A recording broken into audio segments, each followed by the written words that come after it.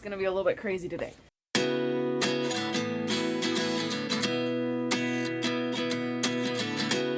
I've been trying to film this video all week and life just hasn't worked like that. So we're gonna multitask. I've got laundry I'm sorting, we've got the baby beside me, and we're gonna see how quickly we can get through this video. Hi, my name is Karina. I'm a self-published author, and I'm here to give you the realities of writing. So today's video is on self-publishing and kind of some of the things to think about before you know if it's right for you or not. I knew I wanted to be a writer for a long time. As a teenager, I'd written a book, and it got pretty popular on an online writing site. And so I decided that I was going to try to get published one day. But as I started investigating publishing, I found more and more that when you go traditional publishing route, you actually do not have as much control over your book as I thought you would. And so for me, the top reason that I decided that I wanted to go the self-publishing route was to have more freedom over my writing and my books. Not only can I decide what I write, like what content, what genre, I can decide how inclusive to make it. I can decide if I want to go YA or adult writing. I can decide how quickly I want to release. I can decide the prices. All of this was something that was very appealing to me. And just having that control and not having other people's hands in it was an important thing for me. Reason number 2 that self-publishing might be for you is if you are either faster paced or extremely slow. Now the reason that we have those two sides of the coin there is if you are a very fast-paced writer, brilliant for you, you have the option to do something that a lot of writers do called rapid release. Rapid release is where it's what it sounds like. You have multiple books that you release very close together. This is really appealing for a lot of certain genres, especially romance, I believe. I'm pretty sure there's others, but I think romance is one of the main ones that is fantastic with rapid release because those readers tend to go through books very quickly versus like an epic fantasy where, it's a 500-page book and it's going to take your readers some time to get through. So if you are a fast writer, then a rapid release might be a great thing for you, and you don't have to wait then on a publishing house to go through every single last one. You can just work with your editor and your team of people to get them out. Versus if you're a very slow writer like I am not great with deadlines, even self-set ones. I always end up going over them. And so for me, self-publishing gives me a lot of freedom to, one, set deadlines that do challenge myself without having the pressure of knowing I'm letting people down when I don't meet them.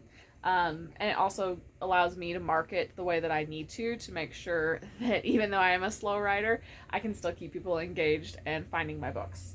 Self-publishing might be for you if you are very self-motivated. So kind of like I've already mentioned, with self-publishing, you are the one that's in charge, which is fantastic for some people, right? Some of us are fantastic at running our own schedule and working on our own projects. Some people may struggle with not having someone looking over your shoulder. If you're someone who needs someone to look over your shoulder, but you still want that self-publishing route, I would get some writer friends potentially who can really try to hold you accountable to your deadlines and make sure you're working on what you want to work on. Otherwise, though, you may want to look into different routes. Along with the self-motivation, it gives you kind of again to the freedom. You just have a lot of options when it comes to being able to prioritize what you want to prioritize. So as long as you are able to find those priorities, again, and you're self-motivated, self-publishing may be a good route for you. If you are resilient, if you are not easily discouraged, self-publishing might be for you. In the publishing world, you're going to have a lot of failures. That's just the reality of it. There is no way to get around it. With writing, you're going to have crappy drafts. You're going to have releases that flop. You're going to have books that get some negative. All your books are going to get negative reviews. Hopefully more positive than negative, but you're always going to have negative reviews out there. You're going to find times when you don't feel as inspired with your writing and you struggle to get through it. All of those things are natural and they happen. The difference with being able to be a career writer and having it just be a fun little hobby is being able to push through those times. If you're wanting to do it just as a fun little hobby, that's fantastic too. There is nothing wrong with that. But that's going to be what really pushes you from being just a hobby writer to a career one, is being able to push through those times. And if you are good at that, self-publishing may be a good route for you. Another reason you may want to look into self-publishing is if what you write isn't to market. Now, what I mean by that is maybe you write kind of a mashup of genres. Maybe your book doesn't quite fit into any one thing. Maybe you prefer writing novellas. Maybe your book does fit into a genre, but it doesn't have any of the popular tropes that everyone's loving right now. Anything like that, you may do better with self-publishing than trying to find an agent and then find a publishing house that's willing to take your book. My books right now, I have 2 books published in a trilogy. I'm working on the 3rd one, and then I'm working on the 1st book in a different series. And my books are YA paranormal romance books. Right now, my trilogy is about werewolves. Now, you would think, werewolves are pretty popular, actually. Like, a lot of people love shifter books. They do, not necessarily in the YA genre, though. A lot of shifter books are very, they're supposed to be rated for more of an adult audience. They have a lot of sexy times. There's a lot of the alpha male and stuff like that. Mine do not have that. I have a cinnamon roll male main character. I have a kind of disconnected from her emotions female character. They are teenagers when it starts. I do not have any explicit scenes or anything like that. Barely have any kissing. I'm trying to get more comfortable putting that in some of my YA books and figure out a good spot for it. But those aren't really good with what traditional publishing is putting out.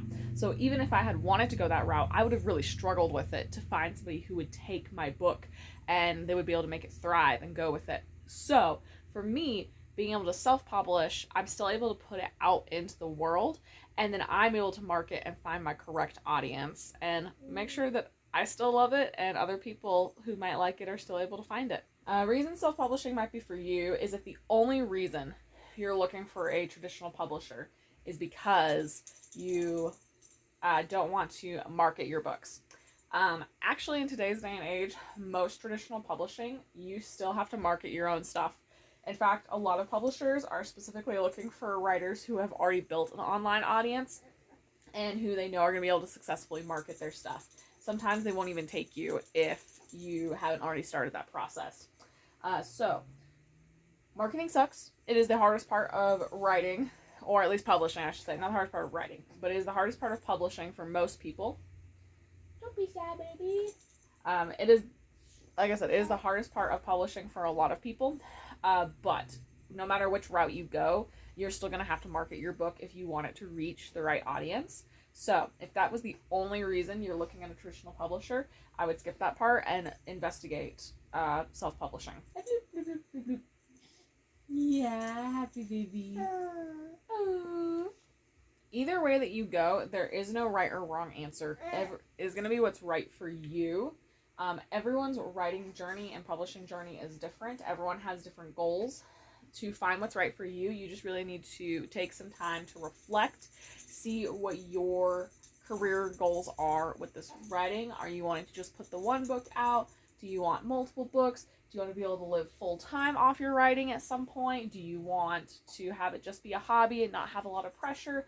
These are a lot of questions that you have to consider for yourself before you figure out which one is going to be right for you. I would also suggest researching a lot. Google, YouTube, find other people who talk about it to figure out which things resonate with you the most, because that's going to be the path that you should go with. Thanks for listening today. Thanks for hanging out. Don't forget to subscribe if you want to hang out more and talk about books, publishing, and writing. Is this really happening? I can't believe it's true.